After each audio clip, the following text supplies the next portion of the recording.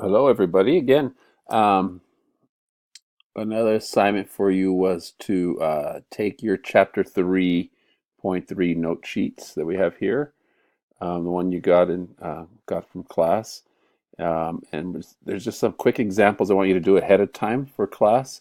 And so you're going to use this note sheet. And before you do these examples here, there's two examples, example one and then example two. Before you do those examples here, um, you're going to go on to the MyStats lab homework tab, and then in there you should see the 3.3 media homework. It's a short assignment, and what you're going to find there when you click on that are um, videos, an example video that shows you how to use StatCrunch to find the mean from a frequency distribution. Um, and then you'll see two quick examples, and there's a question that goes with it.